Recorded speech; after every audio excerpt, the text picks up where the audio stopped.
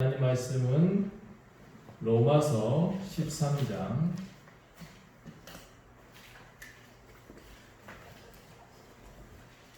로마서 13장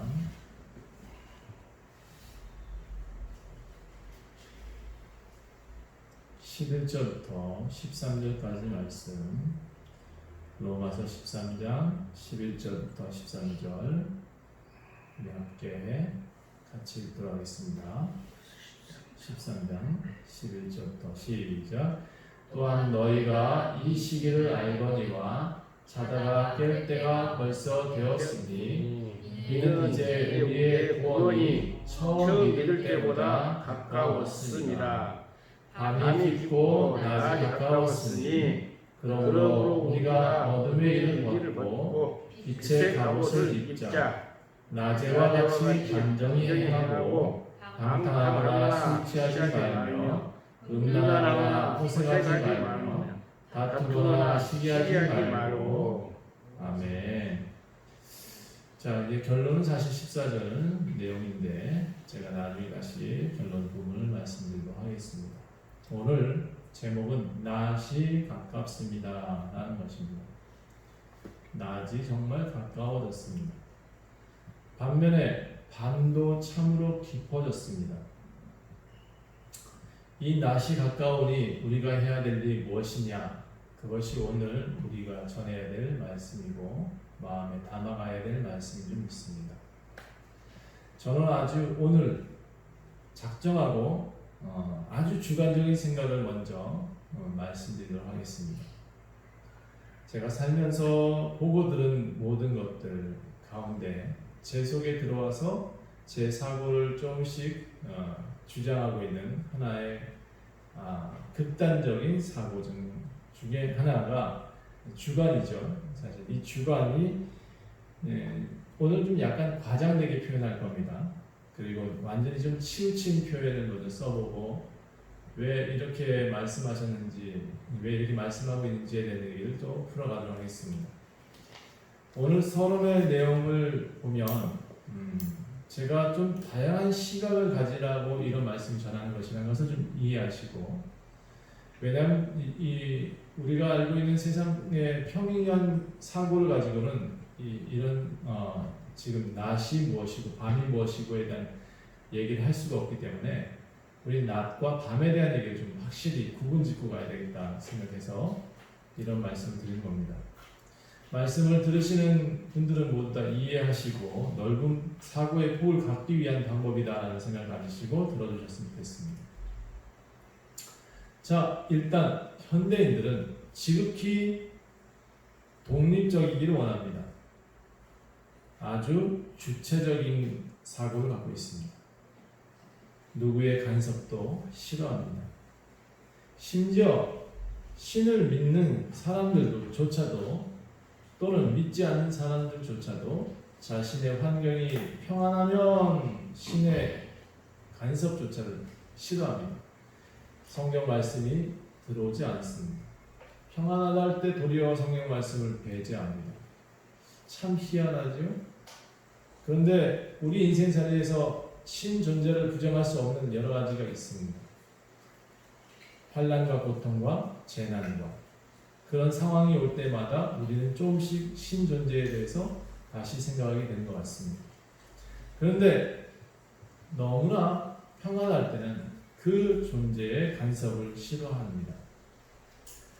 하나님을 믿는 사람들일지라도 자신의 권리를 침해한다고 생각되었으면 마치 이 말씀을 듣는 것이 오물을 쓰는 것처럼 그렇게 격하게 반응을 하더라고요. 믿음을 가진 사람들의 행동이라면 도저히 생각할 수 없는 그런 행동들을 너무나 많이 하는 것을 보았습니다. 또 한쪽으로 치우쳐서 신앙생활 자체가, 그 신앙생활 자체가 주체가 돼서 주인 돼서 그 신앙생활 자체가 또 너무 신의존적인 성격으로 많이 변해가는 것을 보았습니다. 그들이 강력한 신앙 체험을 했다고 말합니다.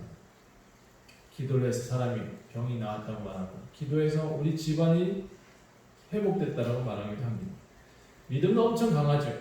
교회에 이런 사람들만 있으면 참 좋겠는데 교회로서는 참 좋은데 그렇지 않습니다. 사회적으로 참 이런 사람들이 문제를 많이 일으킵니다.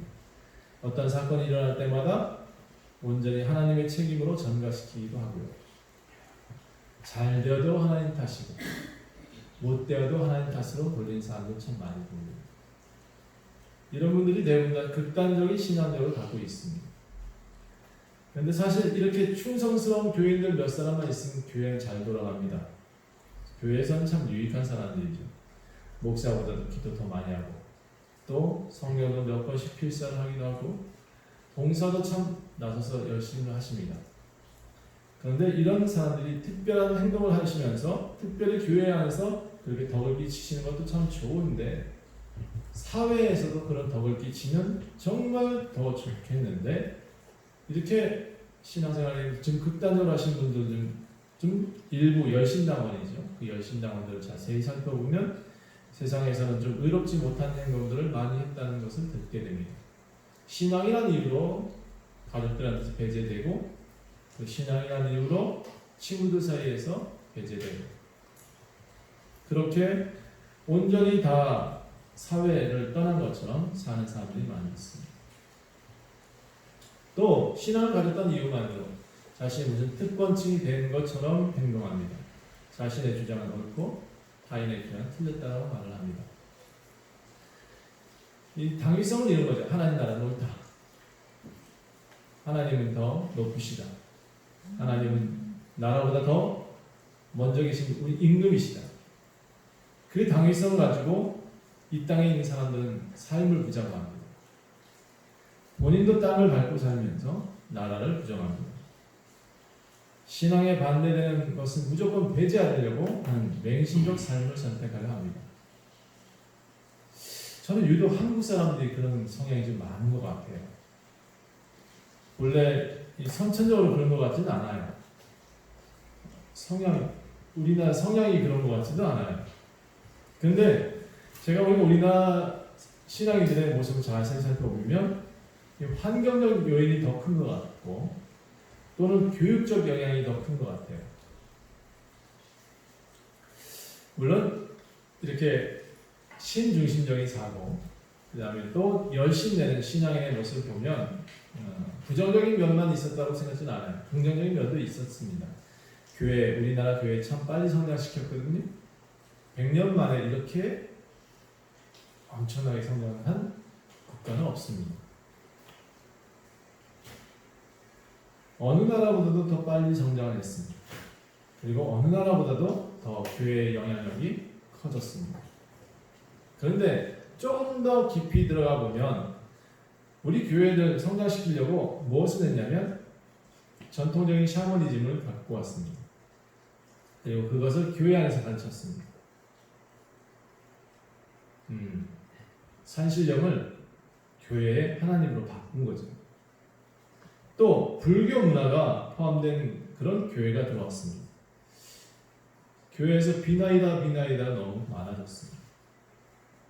뭔가 108번뇌를 하는 것처럼 교회에 뭔가 공을 들이는 일들이 참 많아졌습니다. 이게 불교 문화권의 내용이거든요. 성경에서는 그런 내용이 없는데 이상하게 한국 문화에서는 그런 교회들의 모습이 들어와 있습니다. 조금은 이상한 신앙의 모습들이 있습니다. 두 번째로 이 사회적인 치우침도 강합니다. 꼭 한국의 정서를 보면 신앙 부분만이 아니라 사회적인 치우침도 참 많은 것 같아요. 지역색 이런 것들이 다 사회적으로 어느 지역은 우리 롯데고 어느 지역은 뭐뭐고 옛날 이야기 하는 겁니다. 사실 지금 얘기하면 안 되니까. 그래서 사회적 치우침이 많았던 그런 정서들이 지금 우리 속에 다 배어 있는 것 같아요. 그리고 또 하나 우리나라 사람들이 점점 서구화되고 있는 것 같습니다. 근데 이 서구화의 가장 핵심적인 내용이 간섭을 좀 싫어한다는 얘기거든요. 개인주의입니다. 절대로 그 개인에게 무슨 터치를 하거나 개인에게 그러니까 우리 울타리 안에 들어오잖아요. 총을 쏴도 돼요. 우리 울타리 안에 들어서 위협을 했다면 총을 쏴도 되는 그런 게 미국의 또는 외국의 법이에요. 서구 사람들의 모습들은 간섭을 굉장히 싫어합니다. 뭔가 터치하거나 자신의 의견을 무조건 고수하려는 그런 것들을 싫어하죠. 심지어 자신을 낳은 한국 정서를 좀 다시 표현하면 한국에 이렇게 서구화되면서 간섭 싫어하는 자녀들이 이제 우리 2세대들이 서구화되다 보니까 부모의 간섭도 별로 이제 좋아하지 않게 됩니다. 개인주의적인 형태가 더 강해지고 있습니다. 좀 더 자극적인 표현을 쓴다면 자신이 옳다는 말은 무조건 옳은 거예요. 그런 이기적인 모습 때문에 공동체가 잘 안 되어질 것 같습니다. 근데 사실 이 이기적인 모습들, 사회적인 모습들, 또는 간섭을 싫어하는 이 모습들이 꼭 나쁜 방향으로 이끌었다. 제가 아까 교회 방향도 그렇게 말씀드렸죠. 꼭 나쁜 방향으로 이끌었다는 생각은 않아요. 좋은 방향이 어떻게 있었냐 그러면 이 독립적인 기질 때문에 개인의 삶의 질에 대한 향상을 자꾸 일으킵니다. 창의적인 발전들을 자꾸 일으켰습니다. 조금 더 공익보다는 개인이 또는 소규모 집단이 좀 잘 살기 위한 어떤 질의 모색들, 그러니까 내 삶의 질을 높이려는 어떤 그런 의지들이 많아진 것 같아요. 생활은 점점 편리해지고 있습니다. 그 편리함을 추구하는 기계들은 참 많이 팔리고 있습니다. 좋은 생필품들, 나를 편리하게 해주는 그런 기구들은 참 많이 팔리고 있는 거죠. 심지어 여러분, 요즘은 좀 비싸도 아침에 밥을 배달해주는, 그래서 밥을 안 해먹는답니다. 집에 그릇이 없어요. 그리고 꼭 한 끼는 외부에서 사 먹죠. 예. 족발 하나 시키면 아마 비닐 포장이 얼마 나오는지 아십니까? 대략 12개에서 11개 이상의 비닐 포장이 나온답니다. 그리고 지금 요즘 코로나 때문에 비닐을 재활용을 못해가지고 산이 쌓인다 그러잖아요. 여러분, 이렇게 점점 생활은 편리해졌지만 그 편리함 속에서 이기주의, 사회주의, 그리고 개인주의가 더 강해지고 있다는 것입니다. 개인이 그렇게 잘 살기 원하다 보니까 집안에 공기청정기를 다 들여놨습니다. 집안에 로봇 청소기 다 한 대씩 있습니다. 사실 이게 옛날에 필요치 않았던 거거든요. 실제 지금 세상의 공기를 더 깨끗하게 하는 일이 무엇이 있을까라는 것이 사회의 문제가 되어야 되는데 우리 집안의 공기를 깨끗하게 하겠다는 생각들이 더 강해지고 있다는 것입니다. 그래서 물론 이게 개인주의의 폐단일 수도 있고 개인주의의 발전일 수도 있습니다. 내 개인화되다 보니까 좀 더 편리함을 생각하는 것 같습니다. 저는 이렇게 지금 극과 극에 대한 사회를 지금 말씀드렸습니다. 교회도 치우쳐 있고 사회도 치우쳐 있습니다. 근데 지금 하나님의 생각은 어떨까? 라는 것을 제가 공유하고 싶어서 이 말씀을 드립니다. 교회도 한쪽으로 치우쳐 있고 사회도 한쪽으로 치우쳐 있으니까 매일 자기가 옳다고 하는 대로 싸우는 것입니다. 저는 목사로서 오랫동안 성경 읽으면서 궁금했던 몇 가지가 있었습니다. 과연 하나님은 우리 믿는 사람들만 구원하시려고 예수님이 오셨을까? 또 예수님은 왜 우리를 십자가에 달려서 돌아가신 다음에 다시 부활하실 때 우리를 데려가지 않으셨을까? 또 왜 여전히 우리는 예수님이 오셨다 가셨음에도 불구하고 전쟁이 있고 계속 이렇게 이 땅에서 또 낳고 살게 하셨을까? 왜 성령을 주시고 믿으라 하셨을까? 여전히 왜 우리는 죄에 고통하고 전쟁을 하고 방탕하며 살고 있을까? 또 여전히 왜 우리 교회들은 핍박을 당하면서 순교가 일어나고 있을까? 이렇게 잘 사는데도 말이죠. 저는 이 의문들을 하나하나 성경에서 풀어가려고 합니다. 그리고 하나님의 생각들을 좀 이해하려고 노력합니다. 사실 너무 기독교적인 마인드로 보면 너무 또 치우쳐 있는 거 아니겠어요? 그렇죠? 그 질문의 결론은 저는 이렇게 내렸습니다. 항상 드리는 말씀이지만 예수님이 우리를 위해서만 죽으셨다라고 저는 생각하지 않습니다. 기독교가 너무 이렇게 편협적인 기독교는 아니다라는 생각을 갖고 있거든요. 한 사람을 위해서만 예수님 오셨다는 것과 똑같은 얘기입니다. 나만 구원하러 예수님 오셨으니까 나만 구원하시면 됩니다라는 것이 기독교 사상은 아닐 거란 말이죠. 그래서 성경 여기저기 다 찾아보면 한쪽으로 말을 하기도 합니다. 그런데 이렇게 표현하고 있습니다.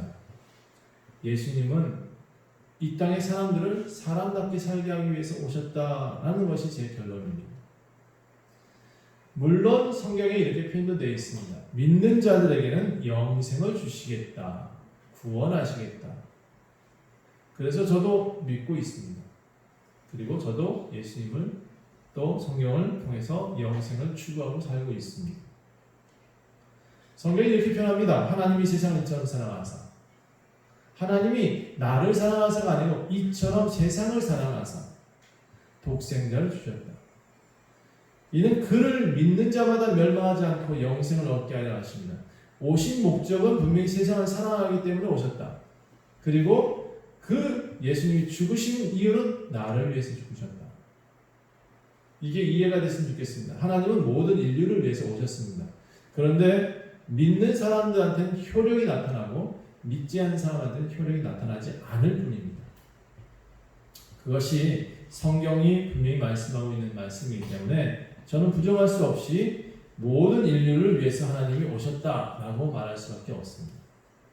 그런데 본래 하나님의 구원 계획은 전체 인류에게 있지만 전체에게 주는 혜택이지만 디모데전서 2장 4절에는 이렇게 표현합니다. 꼭 기독교인만 위해서 오시는 아니라는 것을 분명히 말씀하고 있죠. 전체 인류를 위해서 오신 하나님이기 때문에 그는 끝까지 기다리신다라는 표현이 성경 곳곳에 나옵니다. 디모데전서 2장 4절 하나님은 모든 사람이 구원을 받기를 원하십니다. 모든 사람이 진리를 아는 데 이르기를 원하신다라고 분명히 원하심에 대한 얘기를 하고 있습니다. 하나님이 모든 사람이 구원받기를 원하신대요. 또 모든 사람이 진리 가운데 나오기를 원하신대요. 그래서 예수님은 사실 사마리아 땅에 가셔서 말씀을 전하셨습니다. 그 사마리아 땅은 지금 우리나라에 살고 있는 우리나라와 베트남인이 낳은 자녀들이거든요. 사마리아 땅에 사는 사람은 그렇습니다. 이걸 제가 이해가 쉽게 하려고 어느 민족을 좀 폄하하는 게 아니라 우리나라 사람들이 결혼했어요. 외국인과. 그리고 낳은 자녀들입니다. 그래서 그 사마리아 땅은 항상 우리가 품어야 될 땅임에도 불구하고 어떻게 되면 빙 돌아갑니다. 빙 돌아가요. 그렇게 이방인으로 취급받은 그 사람들한테 예수님은 가셔서 말씀을 전하시고 그들한테 구원을 선포하십니다. 그런데 지금 우리 기독교인들은 여전히 한국 교회만 또는 우리 교회만 구원이 있다라고 말을 합니다. 저는 예수님이 사마리아 땅에 안 가셨으면 저도 그렇게 얘기를 할 텐데 사마리아 여인을 구원하지 않았으면 그렇게 제가 말을 할 텐데 또 이방 여인이 내 아들을 살려주십시오 하고 예수님한테 와서 너는 그 여인한테는 이렇게까지 표현하셨거든요. 나는 개들을 위해 오지 않았다는 거죠. 그 여인이 그렇게 말합니다. 개도 주인의 상에서 떨어진 부스러기를 먹습니다. 이 얘기는 자기 아들도 구원해 주십시오. 이런 얘기거든요. 예수님은 그만한 믿음을 본 적이 없다라고 말하면 그 자녀를 고쳐주십니다. 여러분 저는 예수님이 치우치지 않으신 사고를 항상 봅니다. 예수님은 지금 불교인을 만난다 해도 그 불교인과 함께 대화하고 밥 먹고 하실 분이라고 저는 믿습니다. 근데 많은 분들이 그런 이들과 상종하지 말라고 지금 말하고 있는 거예요. 기독교 교리를 얘기하면서.